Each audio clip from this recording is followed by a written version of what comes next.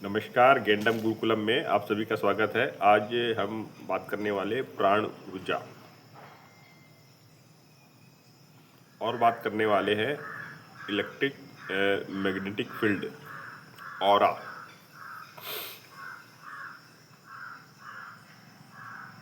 तो हम देख रहे हैं कि प्राण ऊर्जा का महत्व कितना है, हम महसूस भी करते हैं। और प्राण ऊर्जा का भी हम देखें तो जैसे ही हम पैदा होते हैं वहीं से हमें प्राण ऊर्जा प्राप्त हो जाती है,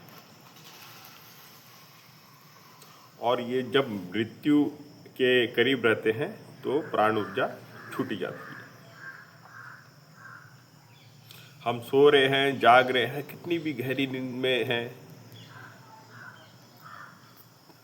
प्राण ऊर्जा चलती रहती है। यहाँ तक कोमा में व्यक्ति पहुंच गया है तब भी प्राण ऊर्जा चलती रहती है।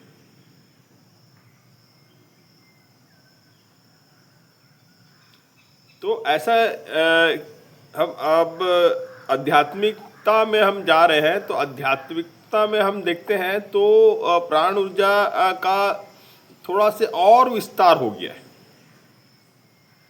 कॉस्मिक एनर्जी आ गई, इलेक्ट्रिक मैग्नेट फील्ड आ गया,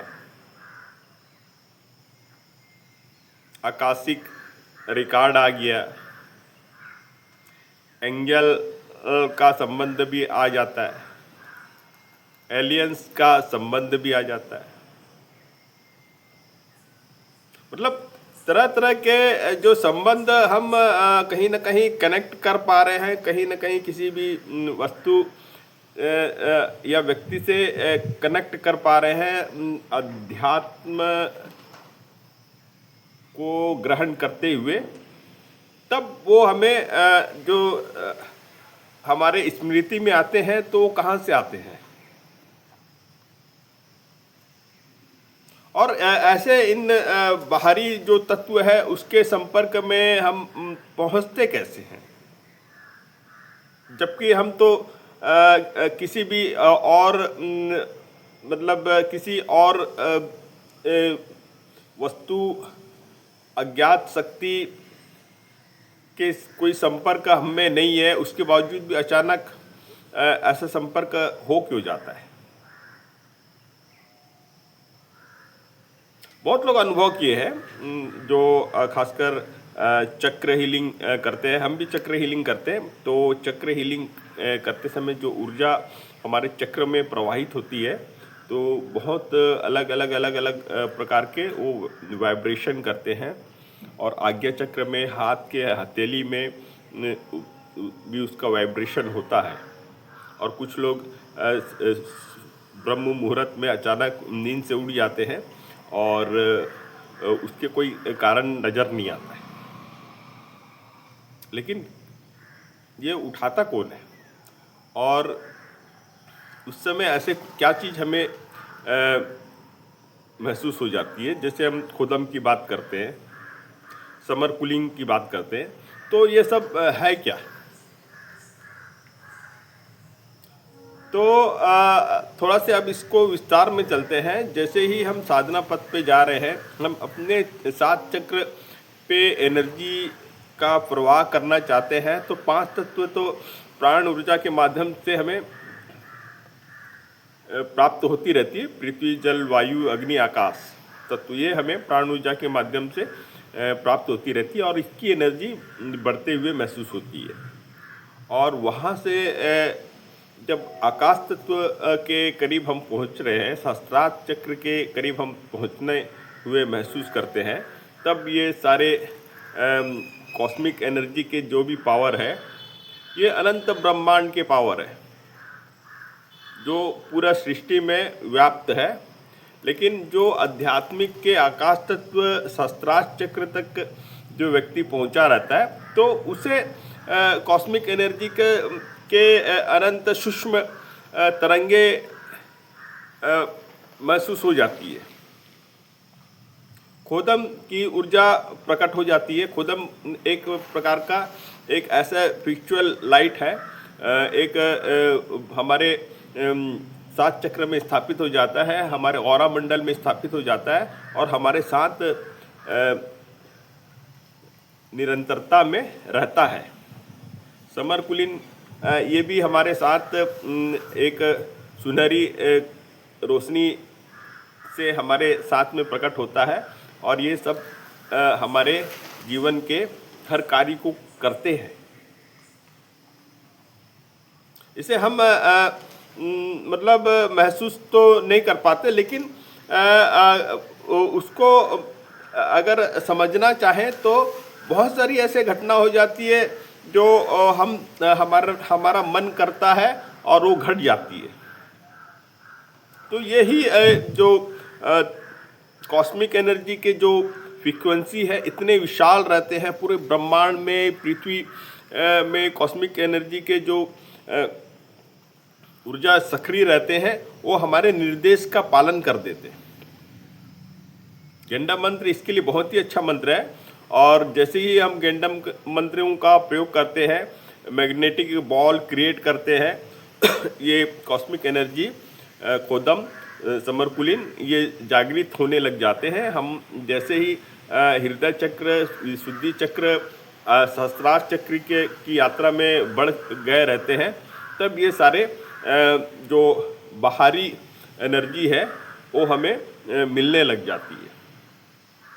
सवेरे 3:15 के आसपास जो व्यक्ति अचानक उठते हैं, हम उनको कहते हैं कि आप उस समय उठिए, बैठिए और बैठ के ध्यान करके आप 5 मिनट का लेट जाइए, महसूस करके कि हिमालय में जितने भी हमारे संत ऋषि मुनि हैं, वहाँ अवतार बाबा और ऐसे बहुत सारे ऋषि मुनि का जिक्र होता है, तो वो हमारे जीवन में एक प्रसारण हमें प्राप्त कराते हैं, जो आकाश तत्व और को धारण कर चुका है, सहस्त्रार चक्र तक पहुंच चुका है। ऐसे व्यक्ति को ये अपना प्रसारण करके देते हैं कि आपके जीवन का मुख्य उद्देश्य क्या है, कैसे आप अपने जीवन के मुख्य उद्देश्य में प्रवेश करोगे और कैसे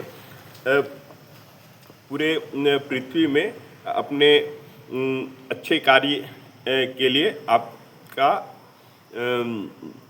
चेतना का उपयोग करना है।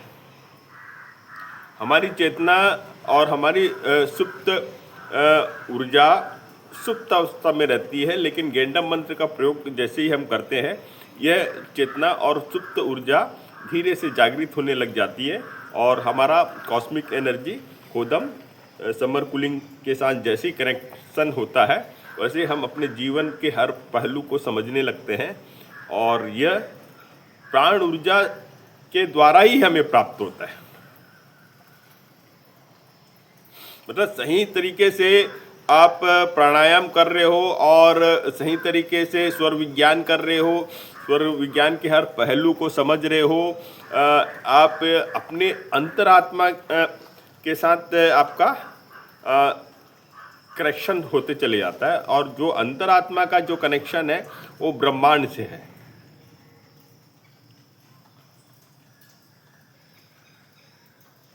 तो इस तरीके से आप जब ब्रह्मांड के कनेक्शन में आते हैं तो ब्रह्मांड में पूरी रचना, विशाल रचना से संबंधित बहुत सारे अलग अलग फ्रीक्वेंसी होते हैं, और हम जिस तरीके से साधना कर रहे हैं, जिस तरीके से हमारी मन स्थिति है, उसके अनुसार ही हमें वह ऊर्जा प्राप्त होती है जो प्राण ऊर्जा के साथ समाहित होकर हमारे चक्र पे धीरे धीरे करके एक